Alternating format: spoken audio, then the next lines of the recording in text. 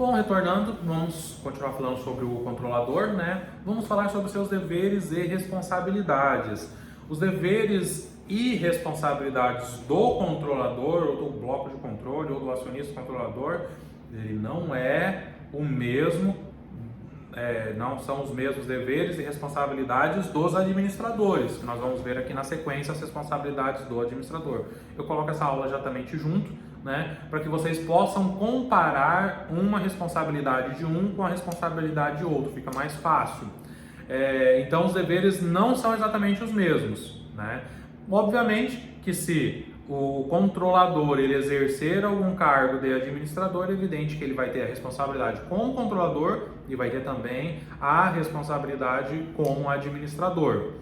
Os deveres do administrador, os deveres do acionista controlador, são aqueles descritos ali no artigo 116, parágrafo único, que nós lemos, né, no primeiro vídeo.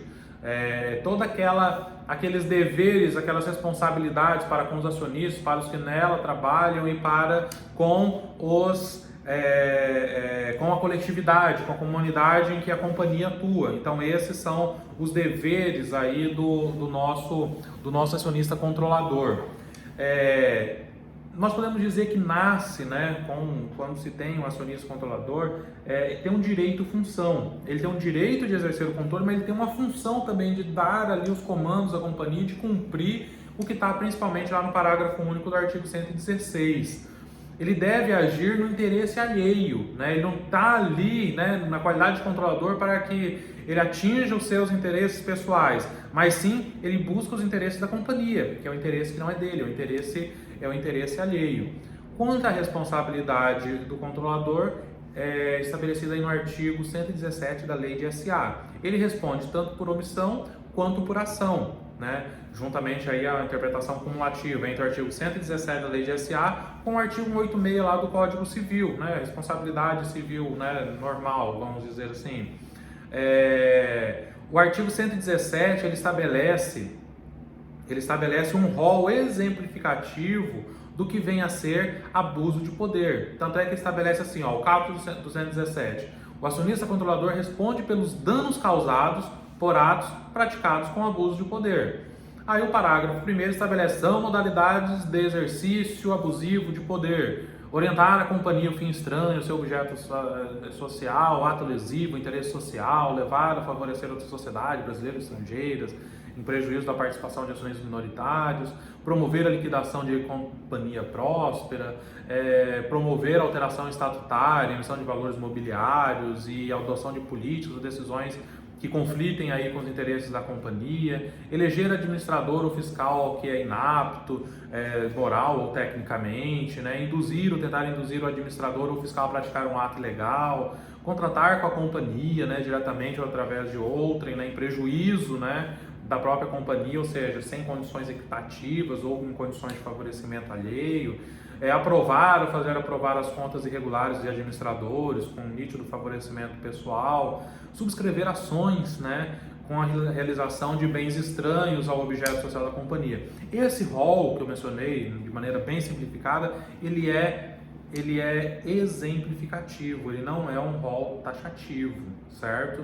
Não é um rol taxativo. Ou seja, existem outras situações em que o administrador ele pode vir a exercer o seu poder de controle de forma abusiva, né? Ele pode cometer atos com abuso de poder, que igualmente são reprimidos aí pelo artigo 117. Ele deu apenas um rol exemplificativo ali, olha, esse aqui é um rol que se cometer isso já induz que é abuso, né? Mas existem outras situações também. O que é interessante é que a lei ela não exige não exige a comprovação de intenção de causar o dano, mas sim a efetiva existência do dano causado à companhia, né? Ela não exige que haja intenção.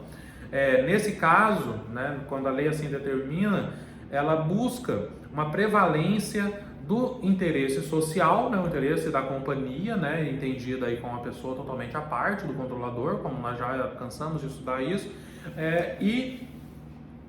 em detrimento dos interesses pessoal do controlador. Então, o grande objetivo é exatamente esse. É fazer com que o acionista ele utilize o seu poder, na forma aí do parágrafo único do 166, para atingir finalidade social dela e não atingir as suas aspirações pessoais ou utilizar a companhia para atender os seus interesses pessoais. Agora nós vamos estudar a responsabilidade, os deveres aí dos administradores. Para efeito da lei de SA, são considerados administradores os membros do Conselho de Administração e da diretoria. Nós até vimos alguma coisa na aula anterior, que para no artigo 145 da lei de SA, para efeitos da lei de SA, tanto o Conselho de Administração quanto a diretoria, eles são considerados administradores. Então, beleza, nós já vimos isso na aula anterior. Os deveres, o que são esses deveres? São padrões de conduta que são exigidos aí do administrador, que ele observe isso durante a sua gestão. Os principais deveres, os 3 principais deveres já estabelecidos na lei de SA. O primeiro é o dever de diligência, artigo 153 e 154. O segundo é o dever de lealdade, artigo 155. E o dever de informar, que é o artigo 157. A respeito do dever de diligência, ele decorre do dever de bem administrar, agir com competência, honestidade, lealdade, que todo homem ativo ou probo costuma empregar na condução dos seus próprios negócios. Inclusive a lei utiliza exatamente essas palavras. Utilizar as regras da ciência de administração. É um rol exemplificativo. As condutas que estão lá no parágrafo 2º do 154 é um rol meramente exemplificativo de condutas que violam o dever de diligência, ou seja, existem outras condutas que podem ser aí encaradas como uma violação do dever de diligência.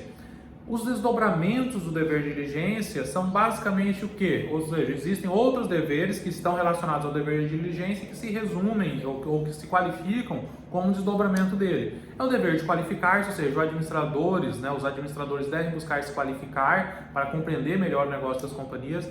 Eles têm o dever de vigiar também, ou seja, aquele dever de vigilância contínua em relação aos negócios da companhia. Ele tem o dever de investigar. Toda vez que ele tem ciência de algo que houve de errado, ele tem o dever de iniciar uma imediata investigação para saber realmente se aquilo é verdade ou não. Ele tem o dever de informar-se. Ao ele tomar conhecimento de qualquer negócio da companhia, ele tem o dever de correr atrás, saber o que está efetivamente ocorrendo. E o dever de bem administrar.